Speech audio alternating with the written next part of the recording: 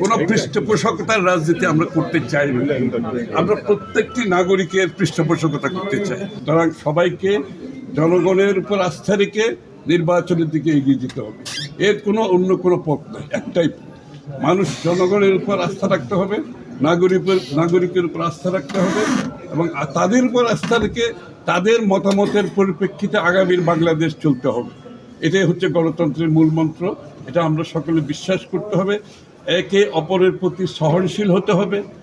আমাদের রাজনৈতিক সংস্কৃতি বদলিয়ে অপরের সাথে দ্বিমত পোষণ করেও আমরা তার মতের প্রতি শ্রদ্ধা জানাতে হবে, সম্মান জানাতে হবে।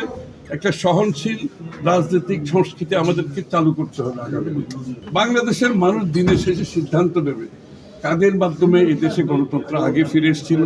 বিগত দিনে একদলীয় শাসনের পরে এরশাদের সময় এবং বিগত 11-11 পরে দীর্ঘ সময় কাদের মাধ্যমে গণতন্ত্র ফিরে আসছে বাংলাদেশের মানুষের তো অজানা নয়। আজকে বাংলাদেশের মানুষের প্রত্যাশা হচ্ছে গণতন্ত্র ফিরে পাওয়া। কোন দলের মাধ্যমে বারবার গণতন্ত্র ফিরে এসেছে, কারা গণতন্ত্রের টর্চ বেয়ারার, কারা গণতন্ত্রের জন্য সব কিছু বিসর্জন দিতে রাজি আছে, বাংলাদেশের মানুষের তো অজানা নাই। সুতরাং তারা জানে আগামী দিনে কাদের মাধ্যমে বাংলাদেশে আবার গণতন্ত্র ফিরে আসবে। বাংলাদেশে আবার উন্নয়ন বলতে সঠিক উন্নয়ন, ওই পাটপাড়ি চুরির উন্নয়ন না, সঠিক উন্নয়ন যেখানে প্রত্যেকটি মানুষের কাছে উন্নয়নের সুফল পেতে পারে, তারা অংশগ্রহণ করতে পারে। বাংলাদেশের মানুষ জানে এবং আমি নিশ্চিত আগামী নির্বাচনে তাদের ভোটাধিকার প্রয়োগ করে সেটা তারা আবারও প্রমাণ করবে।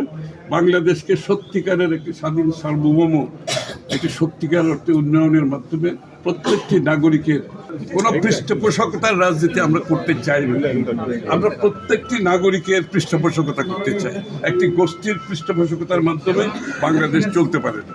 এটা দল দিনের শেষে যে সুযোগটা উইথড্র করার সময় আছে, এর মধ্যে দল আবার সিদ্ধান্ত নেবে। এগুলো গণতন্ত্রের প্রক্রিয়ার একটি অংশ।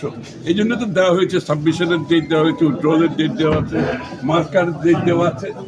এটা তো আমাদের নির্বাচনী কর্মকাণ্ডের একটা অংশ, প্রচারণা এবং নির্বাচনী কর্মকাণ্ডের মধ্যে এগুলো চলবে, সবসময় হয়ে আসছে।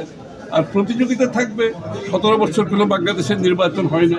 সকলের মধ্যে একটা উৎসাহ উদ্দীপনা আছে, কষ্ট করেছে, তারা সকলে তো চাইবে একটা অংশগ্রহণ করবে, কিন্তু সেটা গণতান্ত্রিক প্রক্রিয়ার মাধ্যমে সমাধান হবে।